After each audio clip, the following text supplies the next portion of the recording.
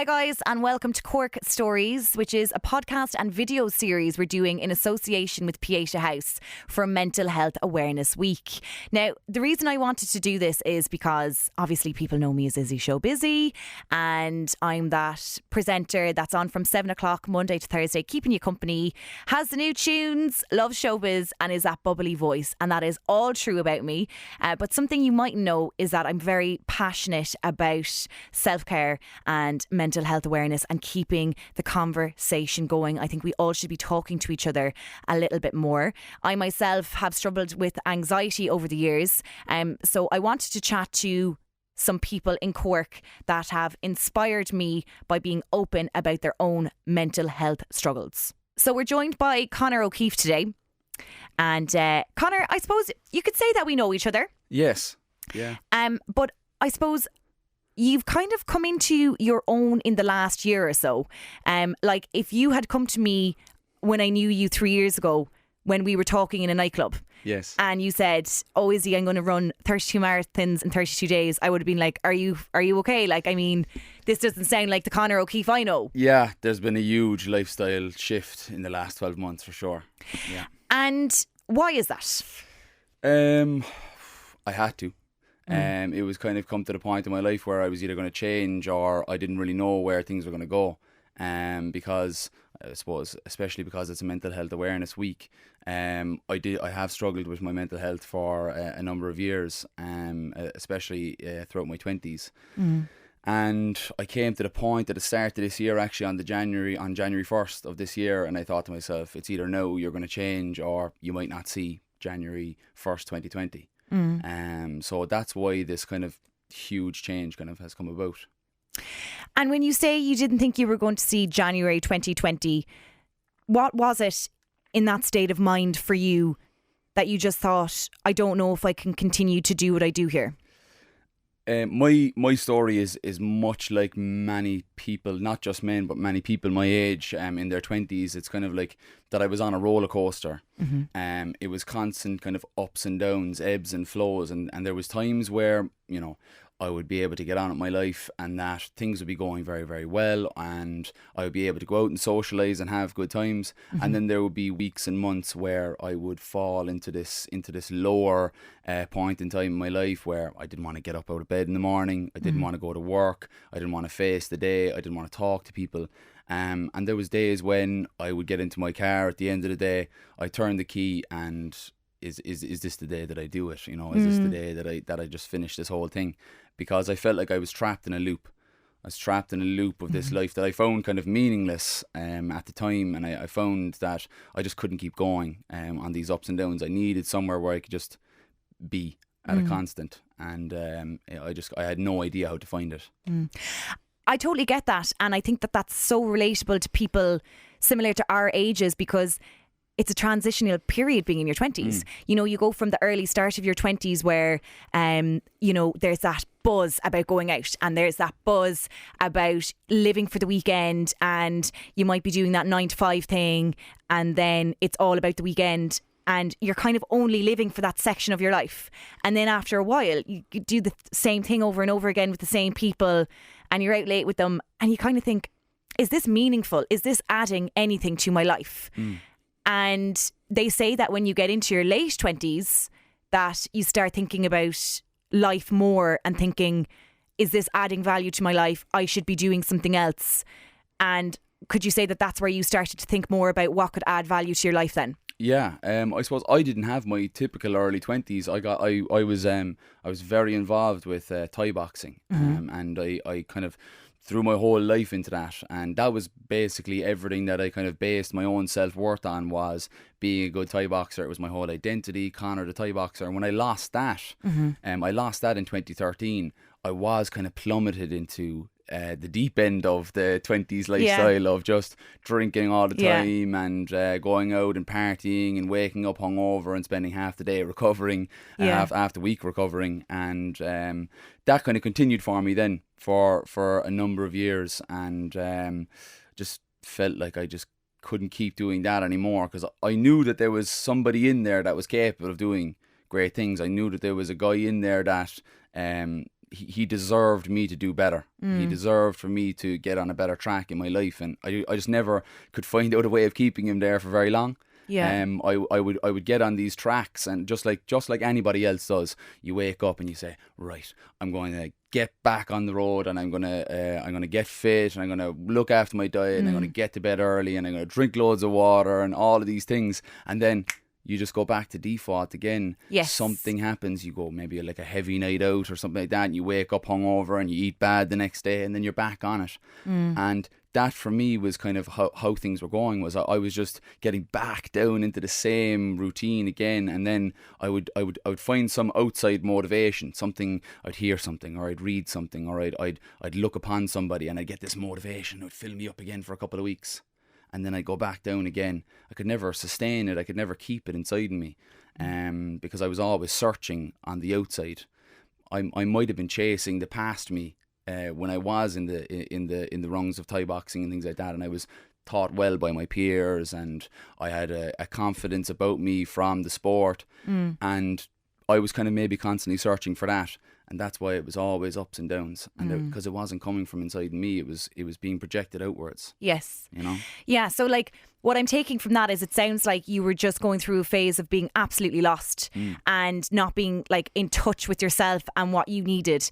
And it's something that I actually learned recently as well, is like, you know yourself. You know what I mean? And if you actually think about that, you can trust yourself, because say, for instance, if you're getting influenced by people, and we all are, and that's something that happens to you particularly in your early 20s. So when you're talking about having so much structure at the start of your life, and then you lost that structure and it didn't suit you, you know, it didn't suit you because you just had this time to go out, and especially when we're talking about alcohol as well, we have to remember that that is a depressant. Yes, you know what I mean? And I know it's an Irish culture of drinking and everything else, and like, each to their own, but we do have this weekend, you should be going out, you're not drinking, that's weird, why aren't you drinking? There must be something wrong with you.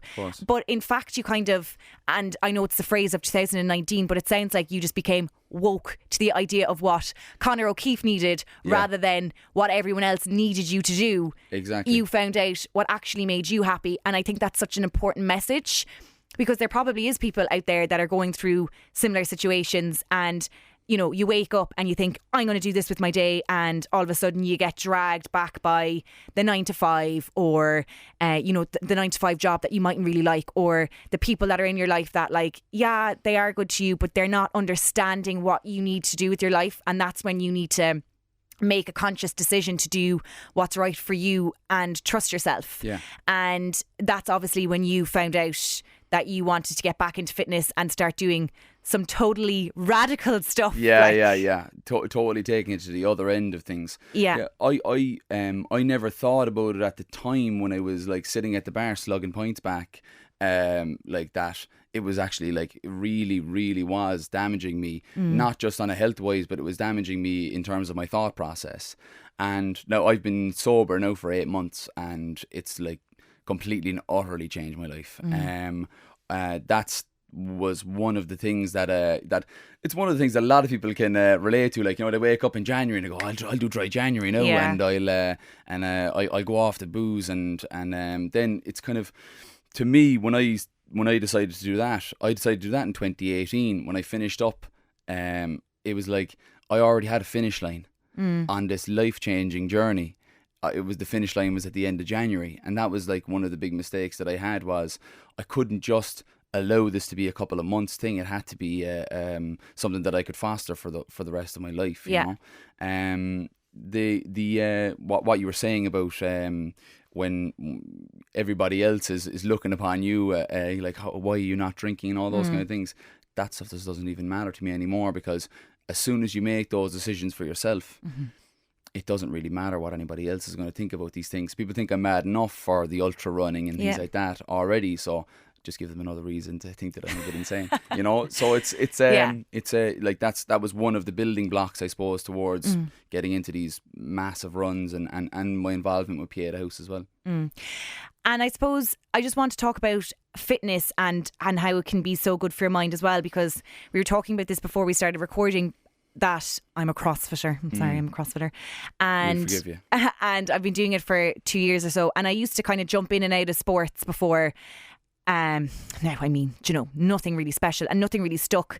And then I just loved, I suppose you could say, maybe the radical side of CrossFit, in the sense that it wasn't just going to the gym and doing the same thing over and over again. There was something different. There was a new challenge mentally for me all the time. How much weight can I get on that bar? Can I do a handstand push up? And I think for me, that really focused my mind.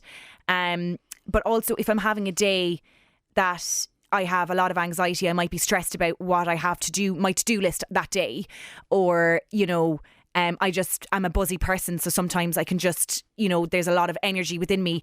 If I get to go and switch off for an hour, I can come out a much more relaxed person, and it helps me set up for my day more. Do you feel like that? Like, as in, like, when you're running, are you running with yourself and your own thoughts? And is that like a really relaxing process of the way that you can filter through whatever is going on in your mind then? Yeah, I suppose it's biological science like that. You know, it's biology that that exercise does improve our everyday life. It improves our mood. Like, we were never meant to be sedentary creatures. We were meant to have activity in our lives. So it kind of just goes with that exercise is going to improve your life. Like yourself, I when I got into ultra running, I found that it was that bit different, that I really, really enjoyed it. It was it wasn't just, let's say, running the marathon, which is a huge distance, but when you scratch the surface of what your capabilities are, I think you can really discover an awful lot about yourself. I got into ultra running in a chance conversation. I was talking to Kieran yesterday, and it was a chance conversation that I had with a mate of mine in the Elm Tree in Glounthaune. It was like, oh, let's see if there's a 100-mile race in Ireland. And he said, oh yeah, there's one in 7 weeks. Like, yeah, we'll do it. So, and we just kind of got into it. Yeah. And I realised then, because after about 50 miles of this 100-mile race, my body like completely gave up on me. So it was up for my mind to kind of take over. Now I had kind of thought that my mind was kind of, you know, all over the place, but for some reason, when I was so stripped back, so physically beaten, that my mind just kind of went into this kind of a mode where it was going to carry me to the finish line. From that to the 31st of December, I did absolutely nothing. I ran one time. And it was because, again, I'd been filled up with this motivation. I had been motivated by this guy called David Goggins. Some of your listeners might know about him. He's a Navy SEAL, former Army Ranger, tough guy, basically. Yeah. Ultra runner and things like that. And he was the kind of one who really motivated me to do that. When I woke up on the 1st of January of this year, I wasn't really asking how I was going to fix my life. I was asking myself why I wanted to. Why did I want to keep going? Why did I want to change everything about it?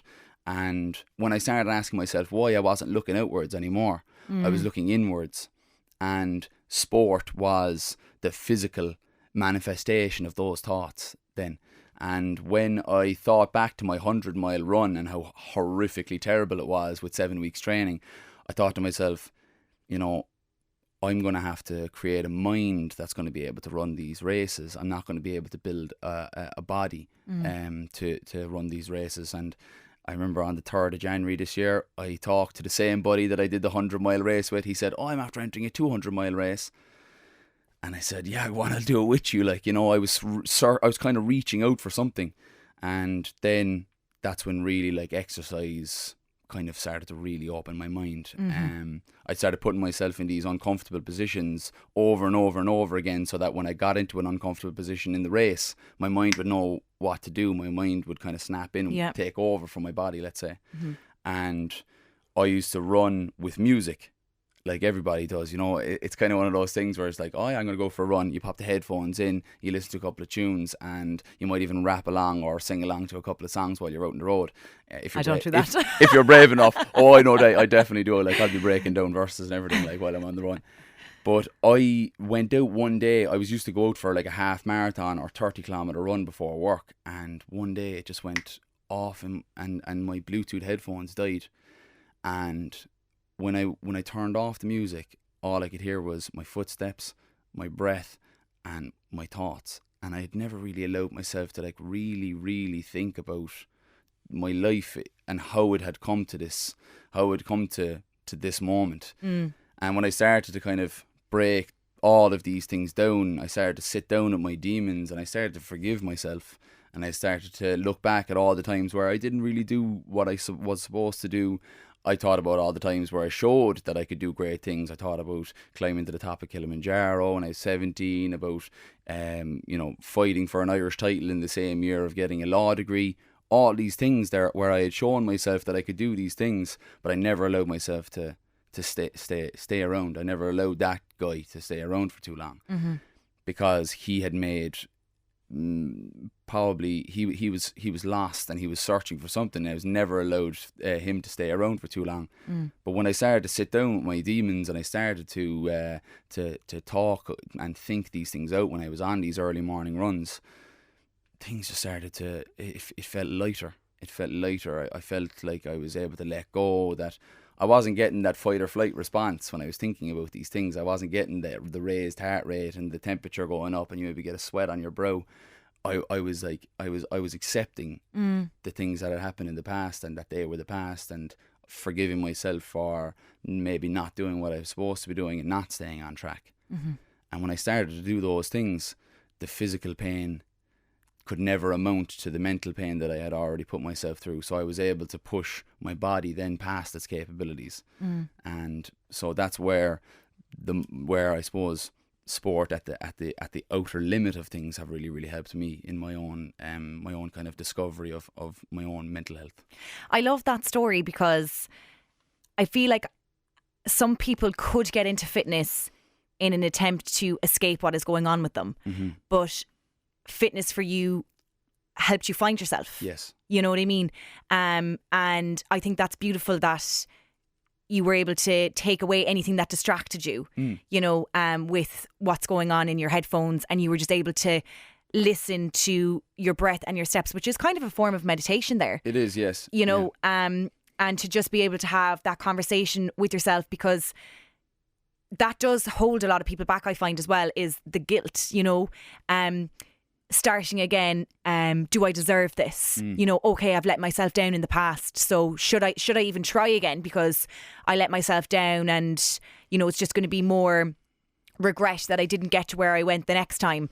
But in actual fact, like, every time you restart again, it's a testament to your strength that you can get up and down. For anyone, I suppose there's so many things that you can relate this to, but particularly when you're in the gym and there's people that are saying, oh, I'll start in January, you have this big gluttonous Christmas period, and then they fall down and they get back up. But all those times, it's making you stronger as a person. But you also said as well there, Conor, that you didn't use Pieta House, I suppose, when you needed them most. Yeah, I was talking to you off air there. I was telling you about how I kind of discovered Pieta House. Like, you were kind of late to the party in the sense that you were actually raising money for them without actually knowing their services. Yeah. So, and you kind of ended up being your own help, which is lovely. But for people that mightn't be in that position, what advice would you give to them for getting in contact with Pieta House when they are going through a dark period like you were before? Yeah. That's really good, actually, because that is something that I'm always conscious of, is that I never sought the help of Pieta, but it was not because I felt like, oh, I don't need them. It was literally because I didn't actually know the extent of the work that they actually do. And we raised about nearly 10 grand for them before I actually even properly knew about them or what they do. They are completely free. They're a completely free counselling service. They work with people between the ages of 5 and 85, so it's any demographic whatsoever, man, woman, child. You can get the support and the aid from Pieta House. They only get about 15% funding, government funding, so they rely massively on contributions, donations, fundraising, like I'm doing. And just as a kind of as a figure to throw out there, for somebody to receive a full run of counselling from Pieta House, it costs about €1,000. I'm looking to raise €100,000. So that's maybe 100 people that can be seen, that can be helped, and might even be 100 lives saved. They do need an awful lot of work. Anybody that is listening to this right now, that is listening to me speak and you talk as well about these, and they're thinking to themselves, I really, really do need help. I can't keep getting up in the morning and facing the day the way that I am right now. You do need to get in contact with Pieta House, because they have such a welcoming, warm environment. If you're in Cork, it's up in Shanakeel. I've been up to the building a number of times since I've started the fundraising, and it's just such a warm, open atmosphere up there. Everybody is just so willing to help, and no matter what you feel in your head, they have probably heard something very, very similar, and can help you along your own path and give you the tools so that you can go to Pieta House, you can talk to them, and for as long as you need, they will be there for you. But hopefully you'll get the tools that will allow you to wake up in the morning and take on the day and feel like I do, feel like a day is another opportunity. It's another opportunity to live your own life in your own light. Not every day is going to be highlight reel stuff. You know, you're going to get your car clamped, or you're going to miss the bus, or whatever those things are. It's okay to feel bad about those things. Those are bad things in life. But if you're waking up in the morning before you've even eaten your breakfast or had your coffee and you feel awful, Pieta House is there for people like that to help them to get back on the road.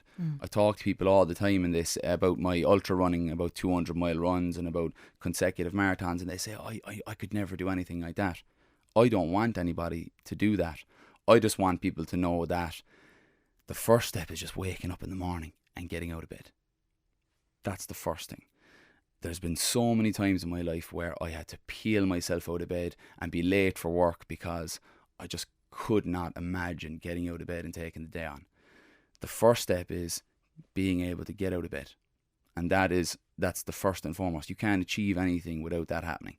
So you don't have to run 200-mile runs. It's one foot in front of the other, whatever that may be.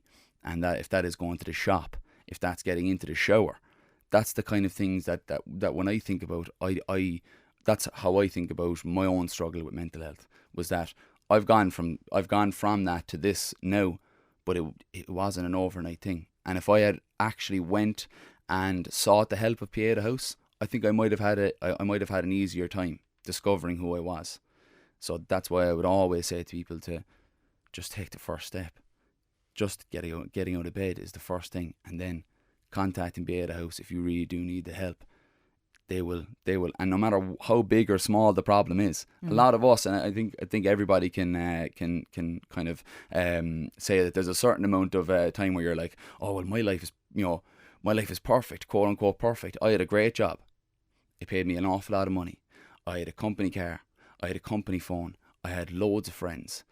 I had, quote unquote, everything going for me. But if you don't want to get out of bed in the morning, if you don't want to look at the person in the mirror, then that's when you need the help. So they are there's no judgment, and they're open to see, as I said, anybody from any age, any background whatsoever. They'll come in, and it's a blank slate with them. Conor O'Keeffe, thank you so much for coming into us and sharing your story today. I just want to say before I go, just two things really, really quickly. I run an event every month. It's called TFS 5 at 5. It's a 5k run at 5 a.m. on the Lee Fields. I started running this event about 3 months ago, and it's been getting stronger every month. The idea behind it was I get up at 4:30 and 5 o'clock every morning, and people were wondering about my sleeping patterns and how much sleep I was getting. I said, we'll do one run a month where we get up and we do 5k at 5 a.m.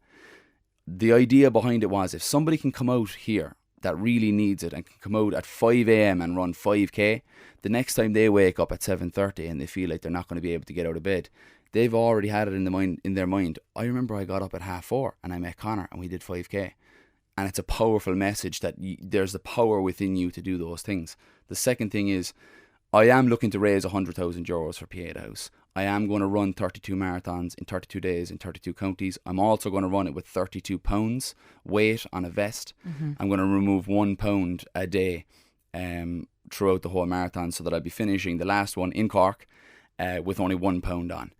The idea behind it was, I have shaken the weight of my depression off, but I'm going to put it back on in this physical vest, and I'm going to take off the weight again. But not just me, hopefully the whole nation will see it, and the whole of Cork will see it, that I will shed the weight for everybody, and I'll raise €100,000. If you want to donate, you can go onto my Instagram page, C O'Keeffe, COKEEFFE. The link is in the bio, and any donation, whether it's €1 or €100, is welcome, and we'll raise money for Pieta House because it's a fantastic cause. Perfect. Conor O'Keeffe, thank you so much. Thank you so much, Izzy. Cheers.